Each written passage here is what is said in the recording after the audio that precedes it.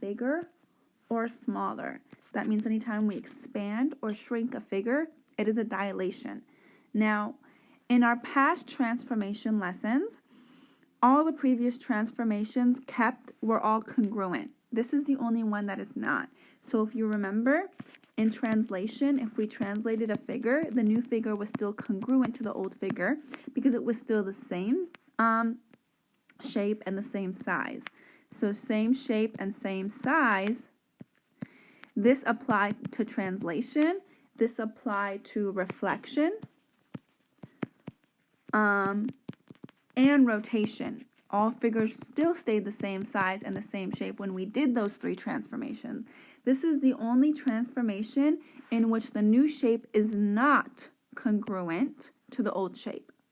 Because it's not congruent, because it still will be the same shape, but it's not the same size. And in order for something to be congruent, it has to be the same shape and size. Now, scale factor tells you how many times an object gets bigger or smaller. So if you have a scale factor that's less than 1, a scale factor that's larger than 1, then this is an enlargement. We also know this because if we take any number and we multiply it by something that's more than 1, well, the resulting product is a bigger number than the original number. So anytime you multiply by something more than 1, it's going to get bigger. Anytime you multiply by something less than 1, it's going to get smaller. So if I take 6 and I multiply by half, which is less than 1, that number is getting smaller.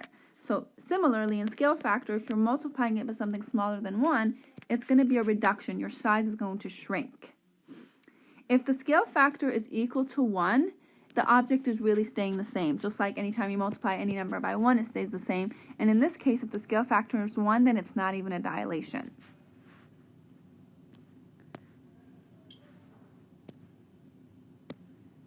Now, in order to find scale factor, we're going to do new over old.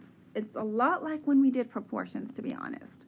So remember, to find scale factor, we're just going to do the new length over the old length. Now, in the next, there's going to be 4 questions. In questions 1 and 2, I'm going to go over them, and you can work along with me. In questions 3 and 4, I'd like you to pause the video, attempt them on your own, and then only resume the video when you're ready to check your work or if you get stuck. So let's go ahead and answer this question. This question is asking us, this question is giving us 2 shapes, and it's going ahead and asking us if it's a reduction or enlargement, and what the scale factor is, and what the algebraic representation is. Well, if you remember, we show new shapes with the prime symbol. So in this specific example, where we see A prime, B prime, C prime, and D prime, we know that this is the new shape. And that's the old shape. This is the old shape. The old shape is the one that's in orange. And the new shape is the one in red. And given that we're seeing that it's a smaller shape, we know that it's a what? It's a reduction.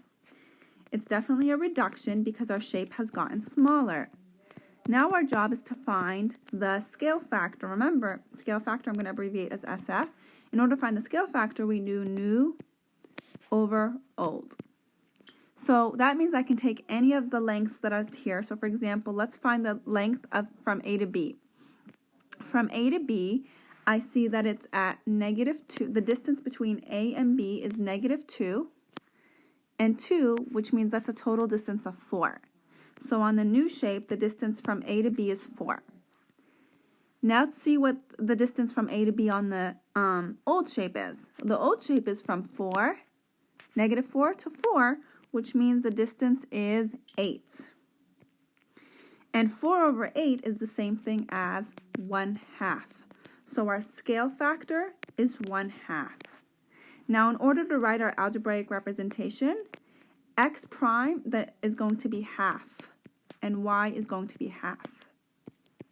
And that's our algebraic representation, half x and half y. So now we identified that it was a reduction. We figured out the scale factor by doing new over old, and we figured out our algebraic representation by applying the scale factor. Let's go ahead and do question 2. question 2 is asking us if it's a reduction or enlargement. Again, we need to identify which one is our new shape, and the one that's our new shape is the one that has the prime symbol. So we can see, and I'm going to color code this. This is our new shape. The one that's in orange is our new shape.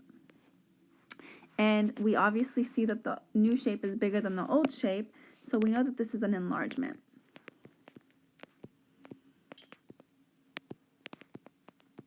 Now let's figure out the scale factor. To figure out the scale factor, we do new over old. And so let's go ahead and take any of the given sides, because remember, they're all proportional. Oh, my bad. I didn't mean to do that. I just erased all my work. We said that it was a what? We said that it was an enlargement. And we said that we're figuring out the new scale factor by doing SF equals new over old. So let's take any random side. So I'm going to take the measurements from A to B on the new shape. On the new shape, from A to B, it starts at 0 and it goes to 8. So the new shape, A to B is 8. The length of A to B is 8. How about the length of A to B in the old shape? In the old shape, it's at 0 to 2. So 8 over 2. 8 over 2 is the same thing as 4. So our scale factor is 4. So now our algebraic representation is 4x and 4y. And that wraps up question 2. Now go ahead and attempt questions 3 and 4 on your own, and then come back when you're ready to check or if you get stuck. So our new shape is the one with a prime. So given that this is our new shape, and since it's bigger than our old shape, we know that that's an enlargement. Scale factor, we know our scale factor is going to be bigger than 1 because it's an enlargement. So we're going to do scale factor as new over old. In our new shape, the distance between, and I'm just taking any random lengths here, but I'm going to go ahead and take from O to N. O is 8, and N is that 6? So 8 plus 6 is 14. So our new is 14. My bad. Our new is 14, and our old is from 3. Let me do it. Is from 3 to, that's 3 to 3, which is 6. 14 over 6. I can simplify this as 7 over 3. So my scale factor is not exactly a perfect number, but it's 7 over 3 as a simplified fraction. So my algebraic representation is 7 over 3x and 7 over 3y.